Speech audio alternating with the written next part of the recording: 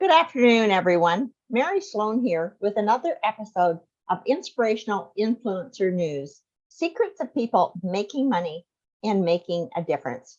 And our guest this afternoon, Angela Legh, is one of those people who's really making a difference, and when we were talking prior to setting up the show and while we were talking about what she does, I was just absolutely fascinated by her title about why you must feel the emotion or pay the price, because I never really thought that there was a price to pay if you stifled emotions, although I kind of knew that. But anyway, we'll see what she has to say. She is best known as the author of her children's fantasy book series, the Bella Santini Chronicles, which gives children and their parents tools and techniques for emotional balance. For over 50 years, Angela's experienced abuse, bullying, and belittlement. And through that exposure, she developed methods of emotional management. Angela has been featured in USA Today, the Los Angeles Tribune newspaper and magazine, and countless other media exposures. Angela is an international best-selling author with 8 published books. Most of us would struggle for one. Angela has shared the stage with Les Brown, Dr. John DeMartini, Bernardo Moya, Michael Beckwith, Joe Vitale, Allison Larson, Mo Rock, David Fagan, and many others. Angela has done everything from speaking to C-suite level entrepreneurs about emotional intelligence to creating engaging children's videos. When Angela isn't writing children's stories, she can be found hiking in the beautiful wilderness of Taos, New Mexico. Although I learned from Angela earlier today, maybe not today. Not today. No. Taos is under, I think, 8 inches of snow today. So not today. Anyway, what is the one thing that you really want our listeners to take away from the show today? You opened it up with mention to the title. Emotions are much more important to us than anyone has ever led us to believe. And the repression of emotion becomes a prison of our own making. And, people are like, what? I don't get that. But when you think about it, when you repress a feeling, either it's going to be something that turns outside or inside. When it turns inside, then it's attacking you. And so your health could be affected by the repressed emotion. It could create cellular changes that affects your health. But what is so obvious to many is that it is painful feelings that people try to escape when they turn to alcohol, drugs, self-harming, substance abuse, all of it, overeating, undereating, all of it is related to not being able to deal with the feelings. And those become prisons of your own making. So when we can give kids the tools to deal with their feelings, they don't have to take any of those paths. They can choose to just deal with the feeling and be free. And how would you suggest people and children deal with the feelings? Just feel it? Yeah. In a nutshell, yes. Allowing yourself to feel is a key to emotional freedom.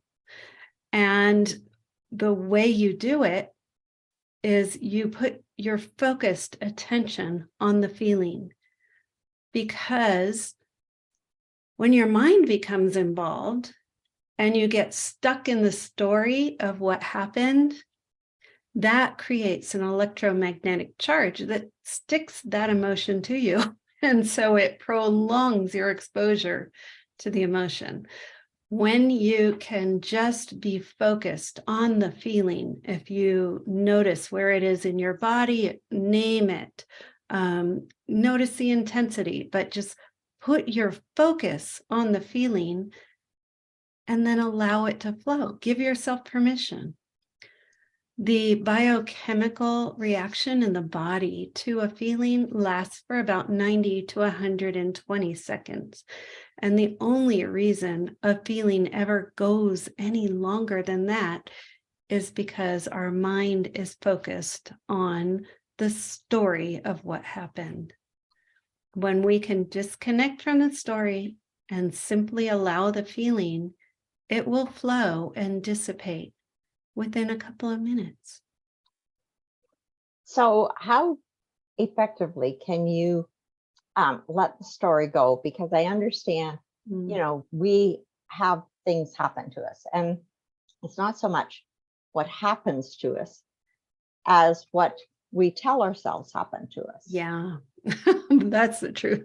And that's why I say that we need to control our thoughts, not our feelings. We need to allow our feelings and control our thoughts, because it is the stories we tell ourselves about what happens that creates the environment for us to dwell in the feelings. And when we can, so when I said focused attention, that is one of the key ingredients of that whole prescription of feeling your feeling. When you put your focused attention on your feeling, your mind is focused on the feeling and it's not thinking about the story. And that is through focused attention, you are disconnecting from the story. And thoughts are electric and feelings are magnetic. So when you put the two of them together, boom, it's an electromagnetic thing sticking to you. Oh, wow. I never heard that before. Yeah. That's super interesting. Yeah. Because I do know that we tell ourselves stories because we feel that, I think, as human beings, that there has to be some reason for everything. Yeah. And we think that we are the reason for it. Whereas, a lot of times, as I understand it, and it's just me, a lot of the toxic relationships that people find themselves in really don't have anything to do with them. It's much more to do with the other person and their reaction to it, as opposed to no. Okay. As someone who was in a toxic relationship for 32 years, Oh my who gosh. learned from it, I can tell you that it's all comes down to us.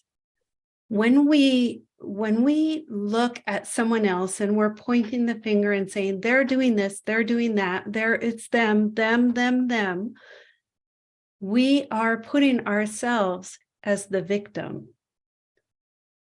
And when we put ourselves as a victim, we have no power to make any change. When we are triggered by someone's behavior, that they are holding a mirror up to us, and this is covered in my children's books. They're holding a mirror up to us, showing us the part of ourselves that is reactive. And that reactive part of ourselves usually comes from a childhood wound. That mirror is allowing us to see that there is this unhealed part of ourselves that is attracting that kind of behavior into our lives so that we can see it and heal it. And so it is, when I say women who would have been any other woman who was in the relationship that I had with my ex-husband, many of them would be pointing the finger and calling him a name, saying that he is this diagnosis. I will not do that because I understand that my reactivity, my reaction to his behavior was part of the problem. And so I can take responsibility for my reaction. And in taking responsibility, I am no longer a victim. I have the power to make changes. And by healing my inner wounds, then I am less reactive to the situation.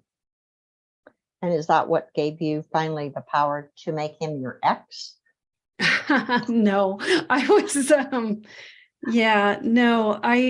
I was severely ensconced in victim energy when I was married to him, and even when I left him.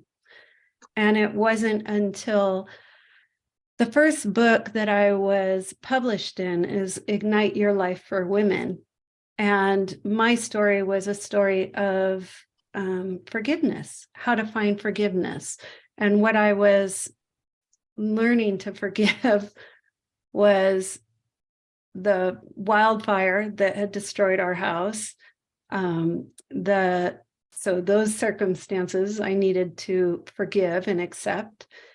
The marriage, his behavior, but also my own behavior.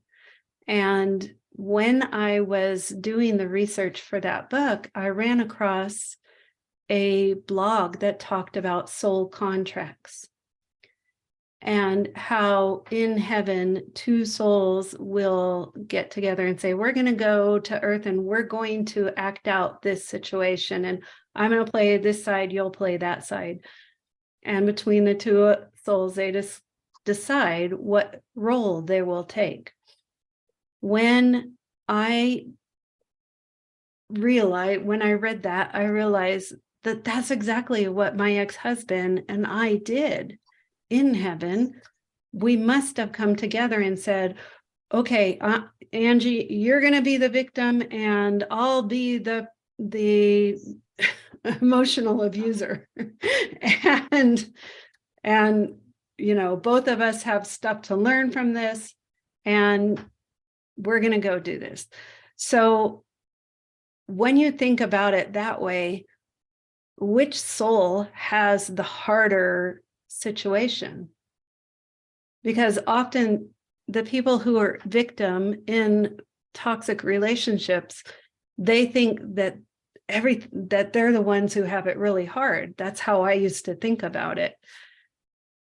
But once I did that research and found that out, I was like, oh my gosh, how difficult must it be for this soul who is love, because they're a part of God, comes down to earth and chooses to hurt somebody? How difficult must that be? And so that really opened up my ability to have compassion for the experiences of my ex-husband. Well, that's deep. Yes, yes, it is. Because I mean, just to think that you can have compassion for someone who, feeling wise, you must think he's done terrible things to me. It's been a hard life. Yes, and it's an equal thing, because I didn't realize it in the marriage, but I had an alcoholic father who was abusive, and one of the things that he really lashed out with was rage. So I grew up with judgment of anyone who got angry. And that's what I brought into the marriage. My ex-husband grew up in a family with a lot of anger and rage. And that's, in his family, it was whoever's loudest wins. So he grew up and he learned to express rage, where I grew up and learned to repress rage because I wasn't going to be like my father.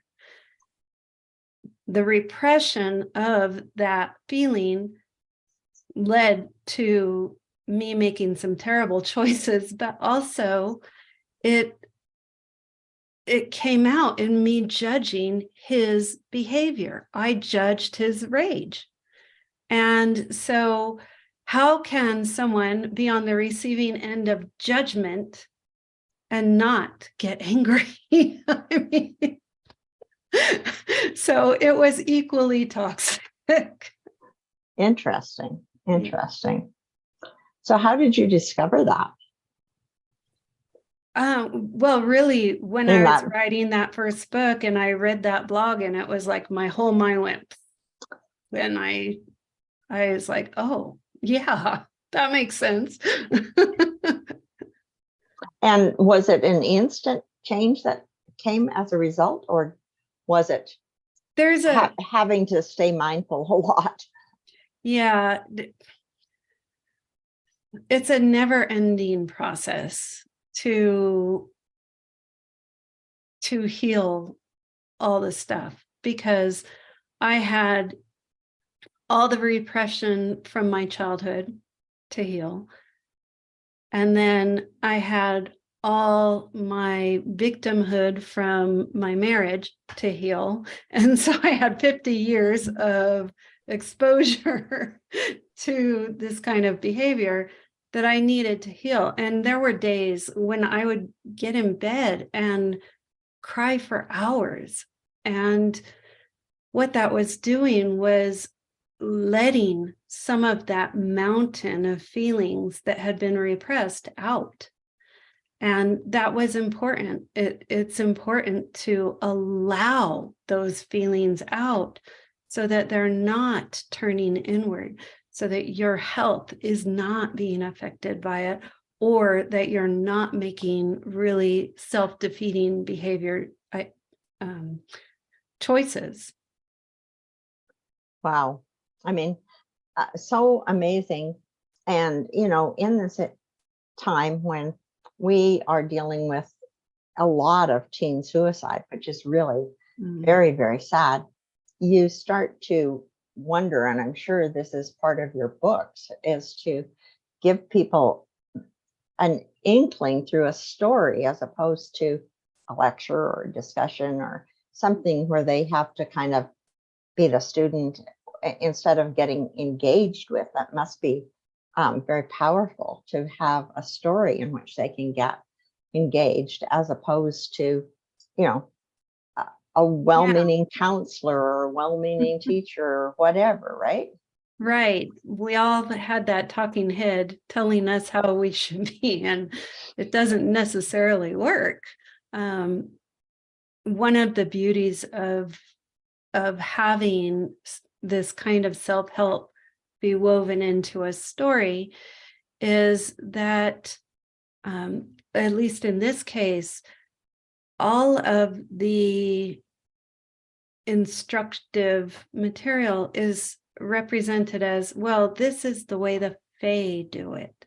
And so the fairy society has these kind of behaviors and these understandings. And so it's not that, you humans are doing it wrong, but that, here's the standard that, hey, if we all can reach for that standard, the world's going to be a much better place.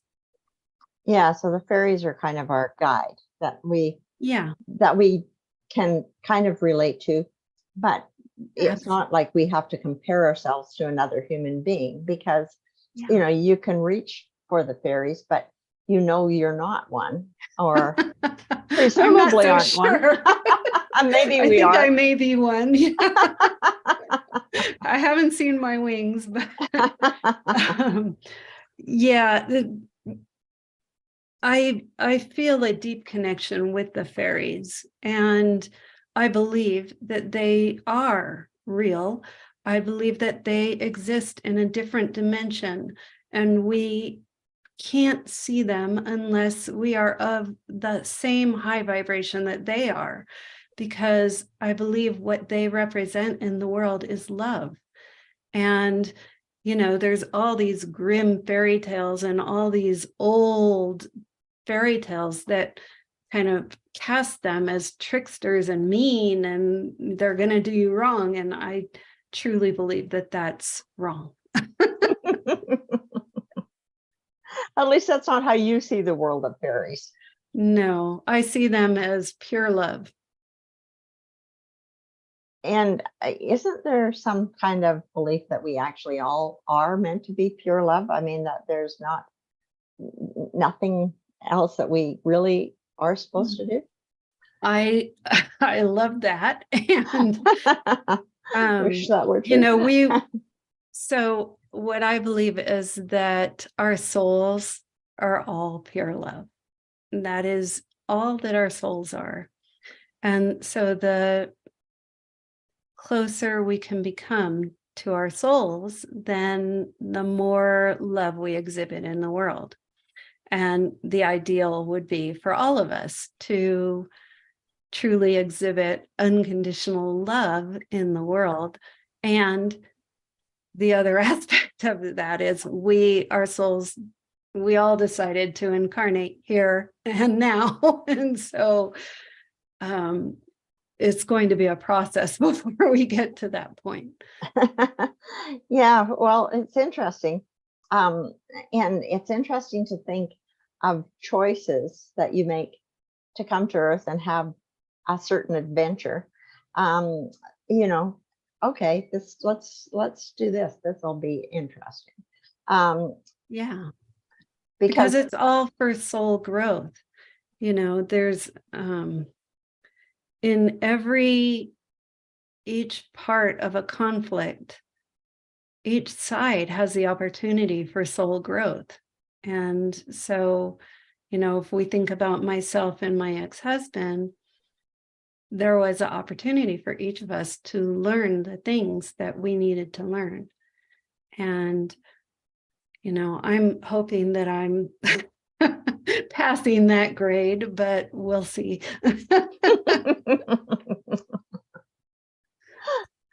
And, at least you're talking about it. And I think that being willing to talk about it and see other sides, that's oftentimes what keeps us stuck in anything. We get into our heads, we get into our story, and then we make up some crazy decisions about us. I taught school for a while, and little kids would even get into stories about, oh, I can't read, or, oh, I really can't do math. I don't like numbers, or, and you'd hear this from little tiny kids. And it's like, let's just because they were told this, that. let's just look at this, because I think you can. I think you can do really well. But, so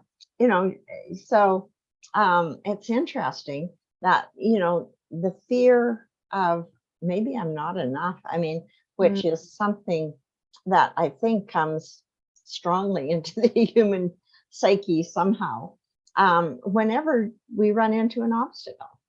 It is a fear, and it's a lie. Even I get caught up in that lie from time to time, but it is a lie because, we're all part of our soul, and our soul is perfection. So how can we not be enough? Yeah. And it's interesting that you can have those kind of thoughts, even if you understand that there's a soul, and that's really you expressing your soul at this point in time in the guise of Mary or Angela or whoever you are. You can understand it at a brain level, but you then trying to take it on and embody that and live that's another whole challenge. It is. Yeah, it's really challenging. And part of the problem is the collective consciousness. And so one of the reasons why I say we need to manage our thoughts is we bump into thoughts in the collective consciousness. And so this thought will pop in your head, I'm not enough. And it might not even belong to you. It might be something that your parents said 20 years ago, and it's their thought, not yours. And so it could be, the neighbor down the street feeling not enough, and you're just picking up on it. So, our thoughts, they're forms, and they bump around in the fourth layer of consciousness, and we bump into them, and then all of a sudden a thought will come into our head. So the first thing I recommend for people to ask is this thought mine? Because it might not be. And then if it is yours, does this thought serve me or humanity? And if it doesn't, you can just throw it out, toss it in the garbage. You don't have to keep that thought. That's easier said than done, I think, sometimes. And maybe it's the fact that we don't sort of accept the thought as something we can let go of. It seems like, well, yeah, people are raised, and they learn from an early age. Like when you promoted this talk, you said, don't cry, or turn that smile into, turn that frown into a smile. The messaging to children from the youngest ages repress those emotions. And they're never taught, hey, your thoughts, you can manage them. And so it's like this society has had it turned around, and it's time for us to turn it right up. Well, I think that it would make an amazing difference to children if, in fact, they were given permission to have those thoughts, and the thoughts were honored, and the feelings were honored, and nobody tried to change them. And when I say manage your thoughts, the question of, is that thought serving me or humanity, is a very important question for us to ask. The feelings are information. The thoughts that we have might not be our own. They could be our grandmothers. They could be our parents. It's something ingrained in us from childhood. And knowing that doesn't belong to me. That represents the world my grandmother lived in. That represents the world my parents lived in. They don't live in the same world that I live in now. Do I have to hold on to that thought? And then you have a choice. Yeah. Well, and I think it's, first of all, recognizing, which is always tough because it feels like it's just me, like stopping and realizing that that's just a thought. That's not you. That's a thought. Right.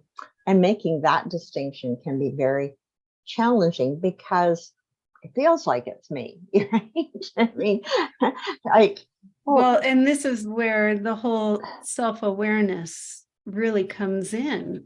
The focusing intently on your feelings is part of making you self-aware, so that you can identify this feeling over that feeling, and where does this feeling show up in your body.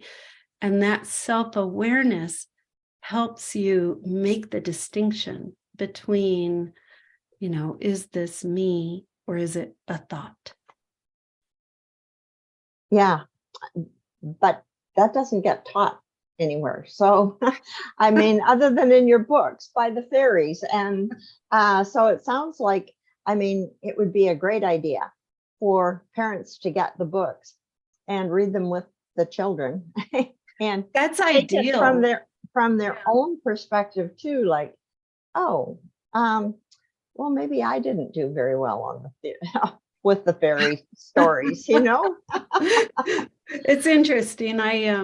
I wrote an article for medium.com on conscious parenting, and some of the choices that we can make as parents to raise children who feel loved and connected. And my friend commented when I posted it on Instagram, and she said, I did it all wrong. I did it just like my parents. I was like, you know what? We all did.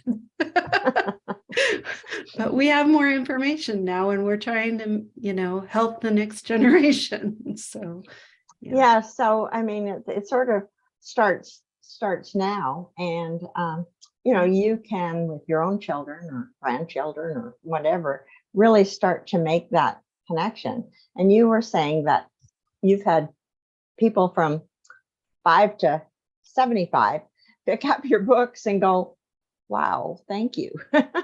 One of the most surprising comments I received, well, I'll tell you two comments. One made me very, very happy, and that was that my 11-year-old son puts down his electronics in order to be read, have your books read to him.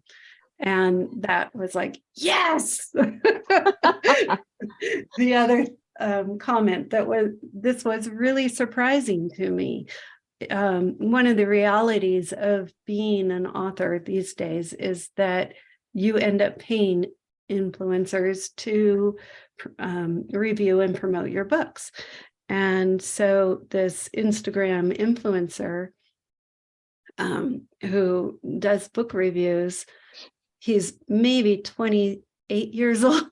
I don't know, but he messaged me after he posted the review of my book, and he posted how much he loved the book and how much he learned from the book.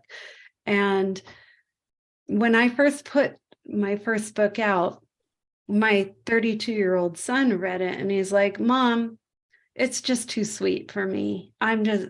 This is not for 32-year-old men. And this 26-year-old or 28-year-old man, he totally got what I was trying to do. Well, and it's interesting that he was reviewing it, because you have to review it if you take your reviews seriously. And if he's become an influencer in that field, he obviously does, and people trust his reviews. I mean, that's what he makes his living on, right? Exactly. And so he probably had a completely different focus when he was reading it than your own son, who was like, oh yes, oh, well, my very mom much. doesn't really know that much, So my son is starting to realize that I do have a lot of knowledge about some stuff. I think that sort of clues in maybe when they get to be 50 or 60 or something. I don't know. Yeah, pretty much. Yeah. But yeah, so it's a different setting when it's a son versus a reviewer who, and it's great that he would be so honest to kind of reveal himself in that way, because that's very authentic. And I think on social media, a lot of times that's the worst thing you can be. It's authentic, because it opens you up to a lot of, I mean, social media is totally weird. It's totally, yeah. and much as I'm on it, I'm not sure I love it at all. Yeah, I've written a couple of articles for parents on how to deal with social media for their kids, but authenticity, I think, is not often enough on social media. The women in the photos, they're filtered and airbrushed, and it's like, that's not real. I saw this horrible story on I think it was even on YouTube or on the news or something, and this poor kid had gotten herself into being one of these TikTok superstars, right? But it was all about diet and being thinner. And she finally got to the point where, she was getting completely anorexic, because She felt She like had to she had to keep up keep the appearance. losing, and that she'd lose. She talked about how she wouldn't get as many likes, and I mean, really, that's so sad. I mean, Yeah. what we're doing to these poor kids with the social media stuff. Um, Well, we're not doing it.